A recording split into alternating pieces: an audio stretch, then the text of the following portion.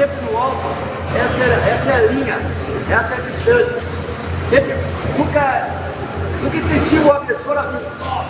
Não, sempre tenta inibir o agressor a sair fora, não agredir. Calma, calma, calma. Isso. Tá bem. E ó, isso daqui é fratura. Vai quebrar a coluna. Entendeu? Alejar. O braço, a perna tá presa aqui, ó. A perna tá presa aqui. Você solta o corpo. Beleza? A primeira que ofende é a coluna. Então, bem lento agora. Diminua a distância. O cara é lutador, o cara já está acostumado a dar os golpes. Mas diminua a distância, calma. Essa.